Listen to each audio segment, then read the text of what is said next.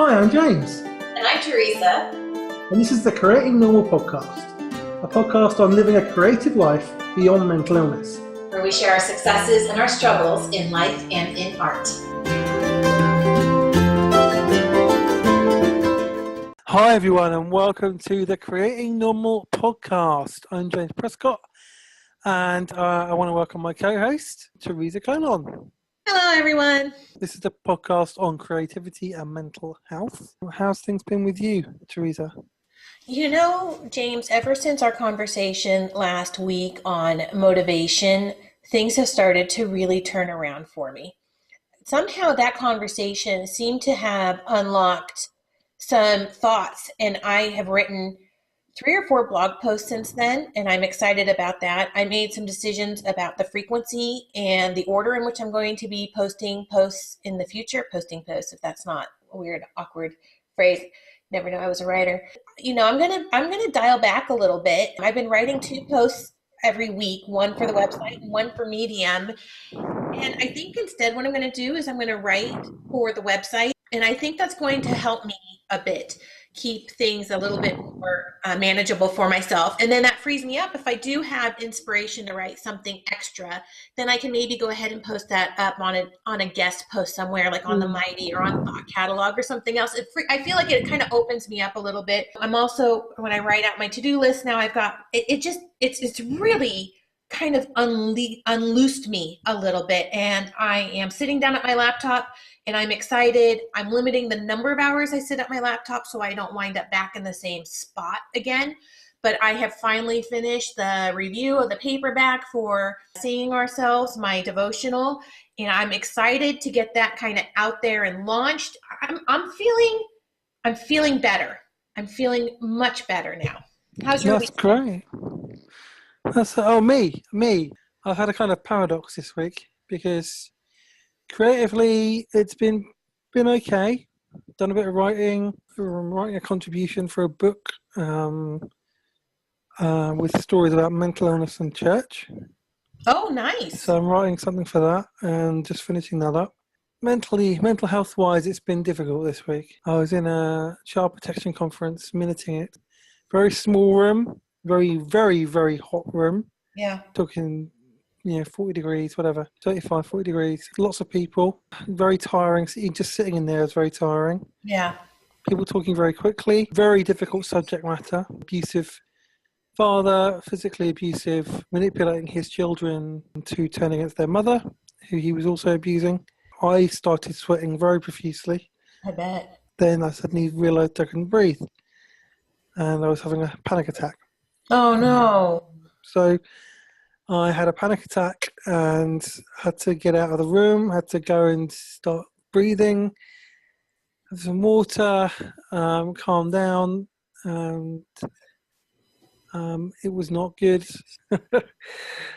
So I had to speak to my boss, and I think we're going to be moving me, which is a good thing because I think there's another role that I can do very well. I was not good. I realised how depressed I was. I went to speak to my spiritual director. That cleared the air a lot. Good. Getting to the roots of why I was so depressed. Also thinking about what I wanted to do and how I've tied my ego to my vocation too much, or my ego or ambition to something I love. Yeah. And I did come out of there feeling a lot better, bit more motivated, having a bit more energy for things again. So that was good. It's been a kind of down and up week, as it were, in that order. Yeah, I feel a bit better now, but it's been a challenging week. Yeah. It sounds like it. It's always tough when we are in one of those situations. And even when we know to prepare for it or that it's coming up, they're just triggering. Even with the best of our ability to prepare for them and to make sure that we are as mentally ready as we can be, you just never know how you're going to react until you're in the moment. And, good for you for being able to step away in the panic attack, and good for you for being able to calm down in it, because that's not easy. I know people who have wound up in the hospital over panic attacks because they did not know how to care for themselves through it. So that's really impressive, James. Yeah, thank you. That's good to hear. People know, listen to the show regularly, that I've been struggling creatively, and I still am, but I have ideas now. At least I'm thinking about how to move forward in a healthy way. I've bought a book on the brain, Neuroplasticity, Mm-hmm. which I'm going to read because I've heard this book can tell you about how to manage your brain and how to retrain your brain and how to get out of bad habits and all these kind of things. So I'm going to read this book, and hopefully that will make a difference. I think I'm going to try and be more intentional about things in the coming week. Really get going on that. Stop doing the things that I keep talking about doing. So I love that you're reading a book on neuroplasticity and the brain. As I listen to you, James, it just strikes me that maybe our original plan to talk about this week was distraction and how it impacts us and how to manage distractions around us. James and I just paused the recording for a moment and we agreed to switch topics this week since identity and our vocation has been for both of us in the last few weeks such a big kind of monster that we've been looking at and addressing. So, James, and you mentioned it just a moments ago about how that has been impacting you, particularly in the last week. So, I would love it if you could just kind of maybe run with that and share some additional thoughts there. Yeah, vocation. It's a really interesting subject, and I read some stuff this week which I'd not read before on it, and it gave me a whole different perspective on it. So, especially given the work that I do in helping people find their voice and all that kind of thing. I'm going to read a quote that I read this week, which kind of changed everything for me in terms of vocation. Okay. And it's by a guy called Parker Palmer. It's from his book called Let Your Life Speak, Listening for the Voice of Vocation. And I actually read it in a daily email that I get from Richard Raw as well. He was quoting him. So here's the quote, and it's really, really amazing. Vocation does not come from willfulness. It comes from listening. That insight is hidden in the word vocation itself, which is rooted in the Latin for voice. Vocation does not mean a goal I pursue. It means a calling that I hear. I must listen for the truths and the values at the heart of my own identity. Okay, so I heard that and I was like, so my vocation is basically my voice. It's like when we find our voice, we're finding our vocation. That was such an eye-opener for me, because we talk about finding our voice and things like that, especially as artists. We talk about finding our voice, and then we talk about our vocation as almost something separate. They're not, and it was just really, really powerful for me. That because I'm right now I'm kind of trying to discover my voice again. And I've been thinking about at the same time trying to figure out what I want to say and what I'm here to do and what the next thing for me to do is, where to go next. I've got an open mind about that. I haven't closed anything off or narrowed it down. When I was talking to my spiritual director quoted this to me. She said to me, like, instinctively, what's the thing that comes up when you say that? The thing that came up was writing, communicating. It was very faint. It was a very faint voice that was saying that. Because I'm not connected with it right now, I feel like I've been damaged. I think my relationship with my creative side has been damaged because I've been hurt by other people, betrayed by other people. People have taken my work and used it to make money, basically copied it, and that hurt me a lot because they're people that I trusted. Then I had a big failure, which I thought was going to be a big success. All of that kind of combined to really kill my love of writing, my love of creativity. It was still in there. It still is in there deep down. It was like a lost love in a sense. I'm still finding my way back, writing occasionally now, generally for other people. And what I talked about last week with my spiritual director was separating this pure love of writing and pure love of creating things from my personal desire for success and recognition and money and status and things, which is my ego, you know. Mhm. And it's not wrong to want those things. It's just when you let them govern everything, Yes. and when those are dominating everything, they can be toxic. So they've got to have a healthy place rather than an unhealthy place. And even in a subconscious way, they've been unhealthy. You know, Mhm. because I thought I was in a healthy place when it came to that, and that I wasn't worried about that it wasn't going to affect me. Being authentic was more important. And it turned out that when I launched my book, that I realized that I still had too much invested in success side of it. You know, I was, despite my best intentions.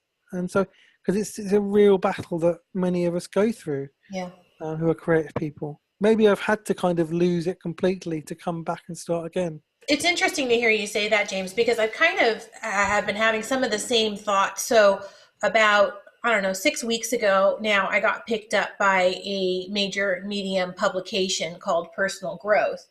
And anybody who writes for Medium is pretty familiar with this publication because you can't apply for it, you can't submit to it.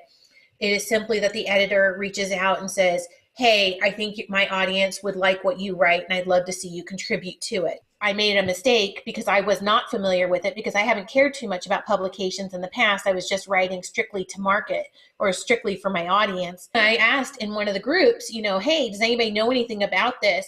And I got flooded with a how did you get in number of comments, when what I was really looking for was some advice and some guidance.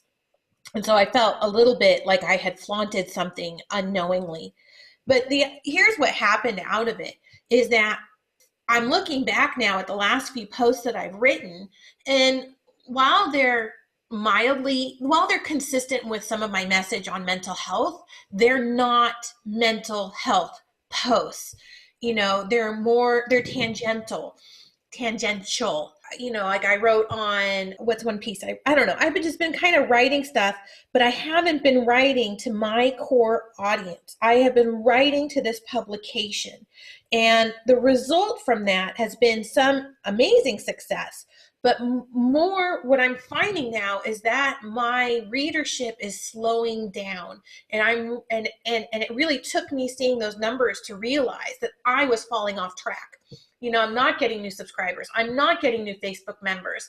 And that's the whole point of me being on Medium, is that it's a lead generation source for me to reach people. And it's not about the numbers. It's about reaching people in pain. It's about reaching people who are suffering and saying, hey, there's hope. Hey, there's light. Things can get better for you. And let me share with you what I've learned to help me get there. And I kind of realized that I got so caught up in writing for this specific publication that I don't know that I lost my voice, but I do think that I lost my way. I do think that I lost my focus. And even though I've had some pieces do very well on this particular publication, it has me really rethinking things. I wrote a lot more about Christianity before I started writing for this publication, but I know that the editor is not fond of anything that's overtly religious or faith-based. You can mention it kind of briefly, like touch on it as a component of something, but if you write about Christianity or if you write about faith or spirituality, your piece will not get accepted into the publication. And the best gift that he gave me, was that he rejected the post that I submitted yesterday. And that for me was a real gift, because I emailed him and I said, I'm just looking for some feedback on how this missed and how this didn't get included. And he said, just keep on doing what you're doing. Some pieces just make it in and some pieces just don't. And it made me realize that I've gotten too wrapped up in making sure that I get the exposure that I get from this particular publication, when I can look and I can see that only, I might get 60 to 70 people from his publication who actually look at my article. It's not the exposure that I had thought it was. And so now it's got me looking back at what do I have planned for writing, and how can I reevaluate that, especially since I'm going streamlined. How can I reevaluate that? How can I get back to what was working for me before in terms of reaching the people that I want to reach? What a gift to get rejected. Yeah. Oh, yeah. Without a doubt. Rejection can be a gift. There is no doubt about that. It doesn't feel that way at the time. Especially when, and this is why the mental health thing comes in. If you're a highly sensitive person like me, any rejection feels personal. Yeah. Just even if you know it, even if you know in your head it's not personal, it doesn't matter. You will feel it personally. You will. That's a highly sensitive person. That's how our brains and our hearts work. We bruise more easily. It does. In the end, it can be liberating for sure. I agree. Yeah, it just reminded me that I had moved away from my vocation, which is what Wounded Birds Ministry is for me. It's a vocation. While it would be nice to make money from it, it would certainly be nice to contribute to my family financially. That's not what it's about.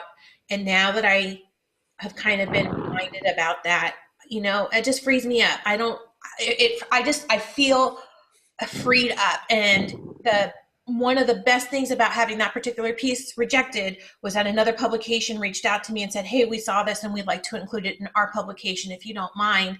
And it just reminds me that, I know this isn't a spiritual podcast, but it does remind me that God, even when we don't see him, even when it feels like he's not working for us, he is there behind the scenes, working invisibly. And for me, that was just a reminder that I needed, because I have been feeling very distant in that relationship. The other thing about vocation is I don't know whether some people have one vocation, which is for life. Yes. Other people have more than one. That can happen. You have seasons of life. Mm-hmm.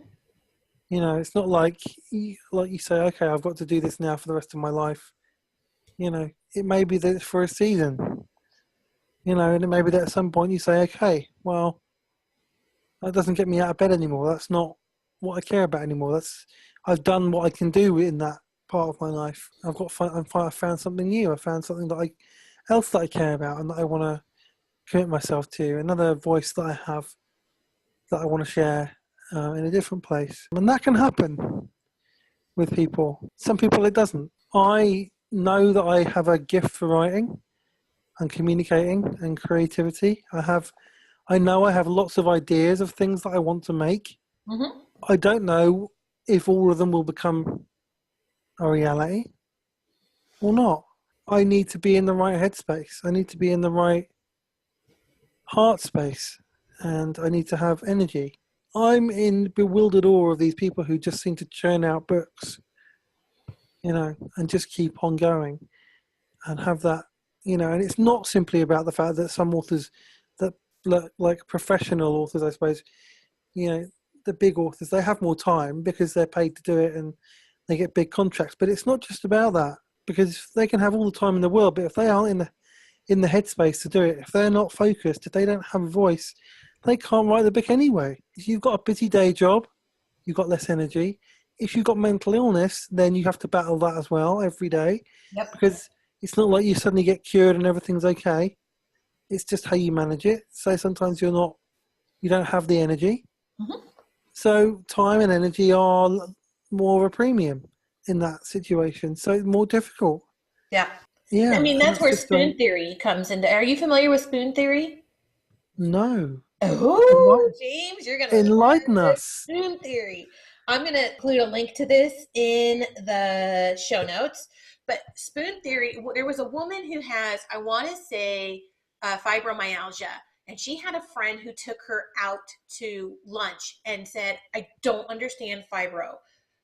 Can you help me understand what it's like for you to live with fibromyalgia? And the gal went to a couple different tables and grabbed some spoons. And she said, all right, here are all the spoons. These are your spoons. You get to use your spoons however you want. You will never run out of spoons. You just have energy. She says, but for me, and she takes 4 of the spoons. She says, I have 4 spoons every day.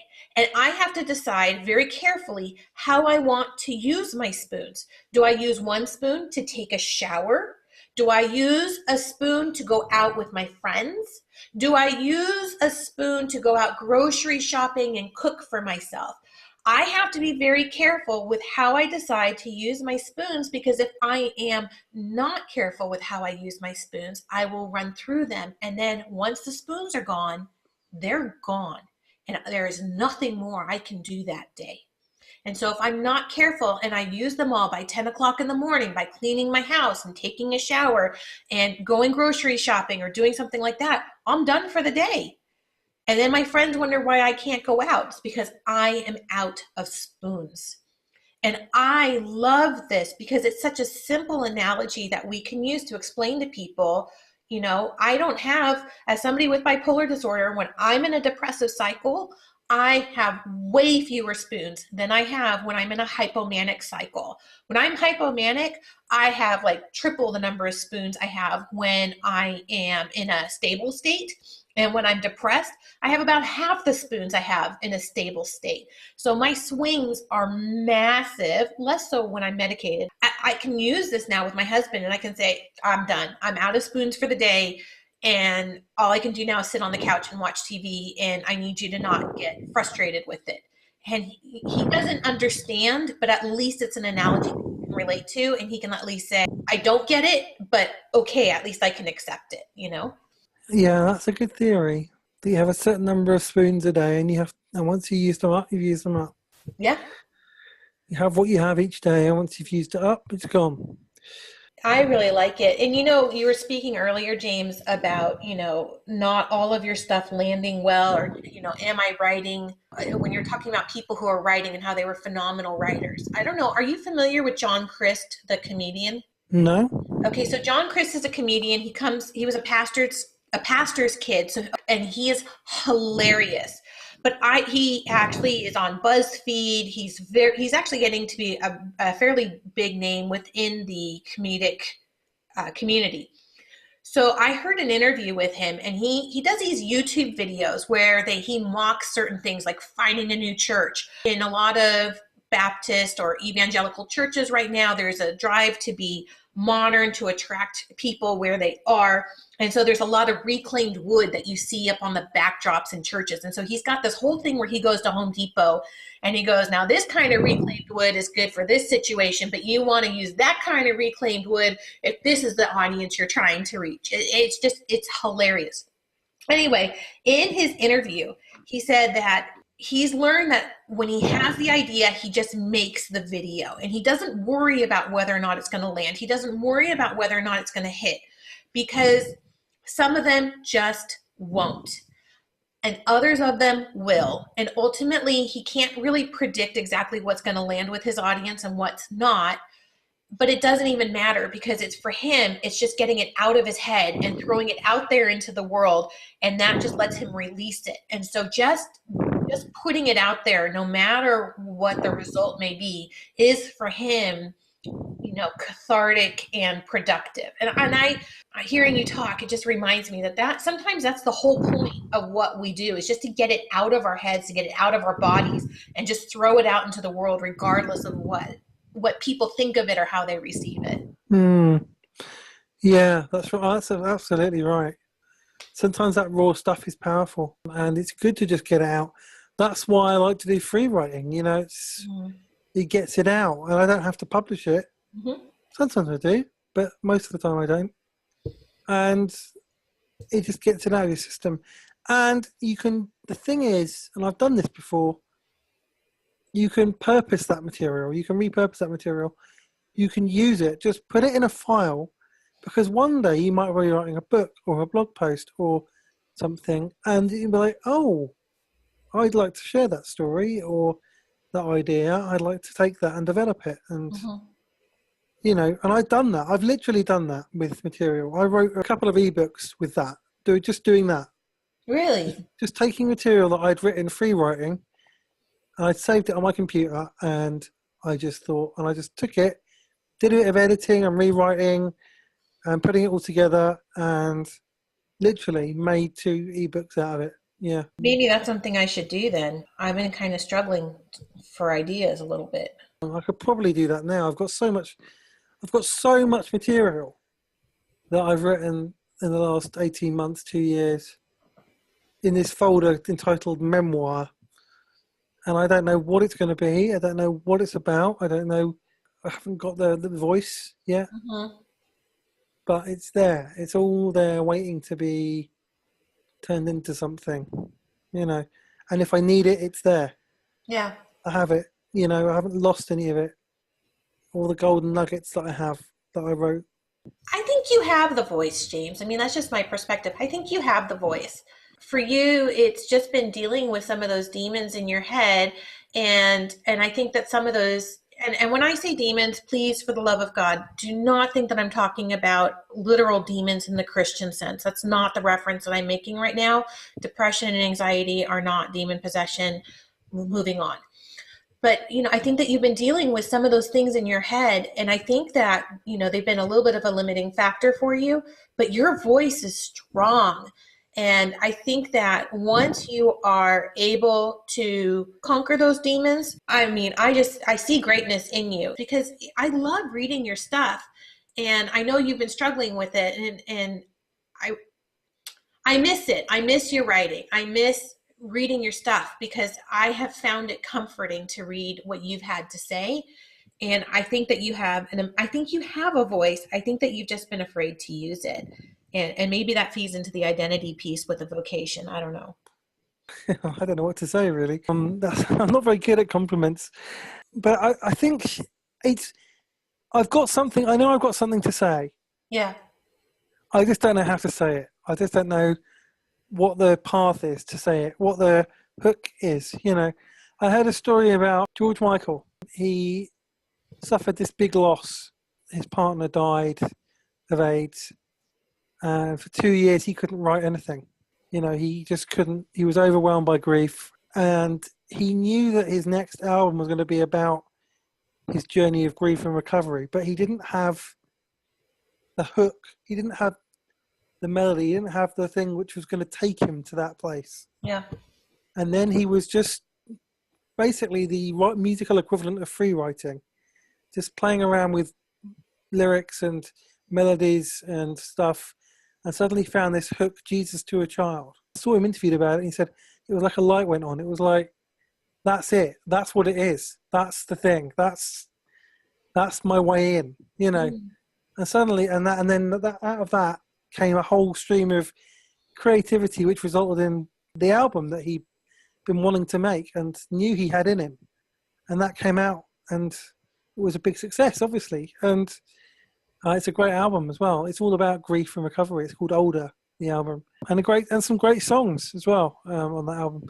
So I think, to be honest, it's weird. George Michael seems to keep coming up for me this year, because he had a film called this was in a documentary that he made about his life called Freedom, and he finished it just before he died. So it's kind of his epitaph as well. My one word for the year is freedom. It's really strange. But it's I resonate with a lot of his story, and having to overcome grief and having to deal with setbacks and just find your voice again. That's where I am. And I need to keep writing, because I think if I keep writing and keep doing the free writing, I think I just have to trust that if I keep doing that one day something's going to come, and it's going to just it might be a sentence, it might be a paragraph, it might be like a mini blog post, or it could be anything, or a phrase. Yeah. Something will come, and it'll be like, that's it. That's the thing. That's what I need to do. And it will just give me all this energy and focus to make this next thing that I'm going to make, which, I have a feeling will probably be a memoir. I don't know yet. It could be something else, but yeah. I'm just waiting to see, because it's all in there. I have a lot of stuff inside of me that's just kind of waiting to be birthed. And it's encouraging to hear what you say, that you miss my writing, because I do sometimes worry that nobody does.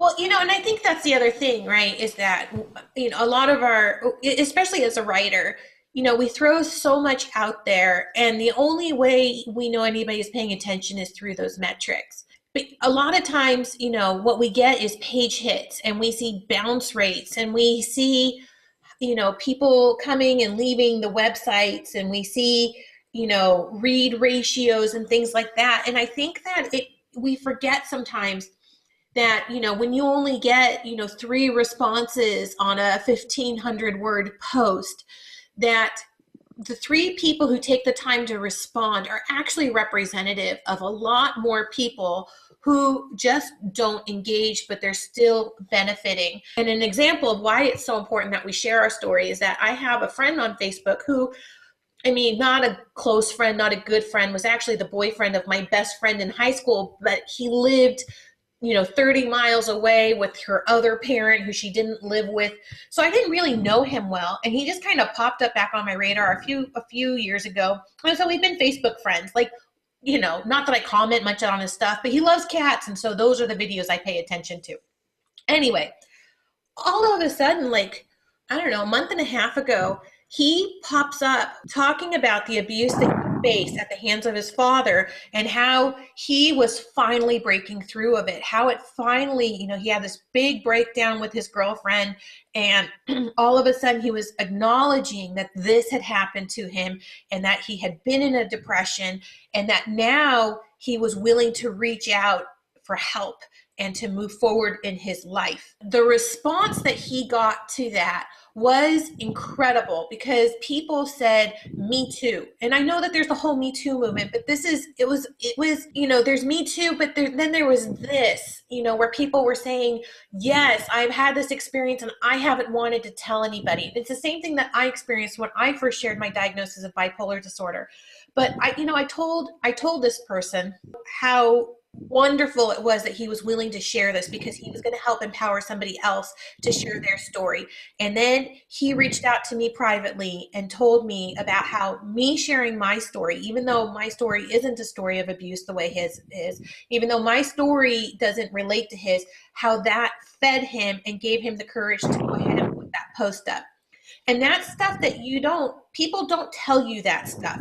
But there is somebody behind the scenes who is sharing your story. There is somebody behind the scenes who is feeling empowered by what you say. They're feeling comforted by what you say. Even though the numbers don't show it, those numbers reflect real people. And I've kind of lost sight of why I even started this whole monologue. But I think that it's just really important that we remember that we throw stuff out there. We don't know if it's landing. We don't know if it's hitting. We know that it's inside us. And just get it out because you don't know who's going to be impacted by it. And James, once your story, whatever version of your story is the one that you choose to release out to the world, I think that it is going to make an impact. And I think that you are going to empower a lot of people. And I think you're never going to know it because that's just not the way, people respond today. And that's unfortunate, but I think it's the reality. That's really amazing. I don't know what to say. And it's really encouraging. I mean, thank you. See, there's a danger always in this kind of encouragement because am I getting slightly off topic? But in that it kind of feeds your ego. So you think, oh, this will be the thing that finally makes me big. This will be the thing that finally breaks me. This will be the thing that makes my career. This will be the thing that gets me noticed. And that can creep into the back of your mind, even if you don't want it to. Right.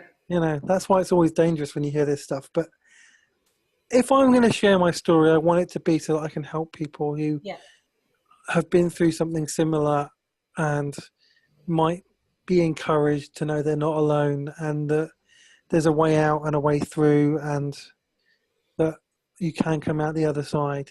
That's why I would share this story, not because I want to make it, Of course, I still have ambition. I still have, I still would like to, get a big publishing contract with a big publishing company and be able to go around and speak and teach and have that kind of career. I would, but I somehow have to learn to almost let that go and just be content with the work. And that's the mental gymnastics that I think a lot of creative people have to do, is to somehow separate those things and just focus on the purity of the art, and not burden it with anything else, not burden it with having to make you popular or liked or famous or rich or anything like that, and that's not easy to do, but it is possible.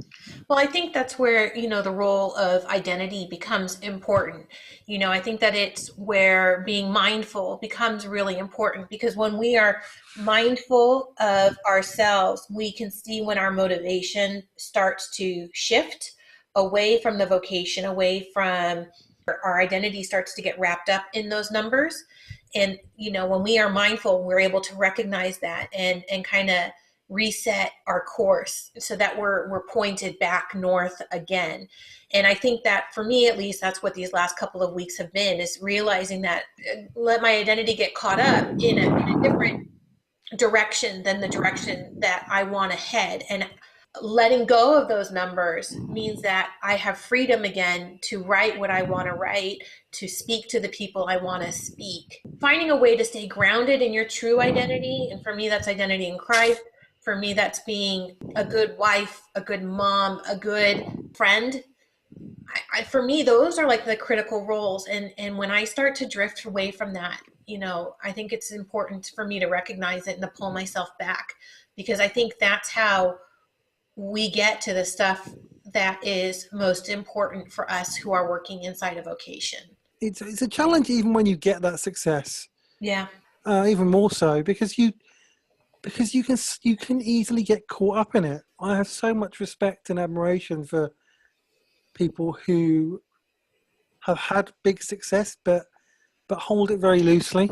Mm-hmm. Elizabeth Gilbert is one. She was writing for years before she had her big success, and then just after she had her big success, she did a TED talk saying, I have to accept that I may have peaked. My next book will probably not do as well. It probably won't be as well received. It probably won't sell as many copies. And I'm okay with that. And she said that. And actually, that's what happened. She was okay with it. Every interview I hear with her, she loves the pure art form of writing. She just loves to create. She loves writing. That she gets to make money from it is a bonus for her. Yeah. That it really is, and you can tell when she talks about it that it is.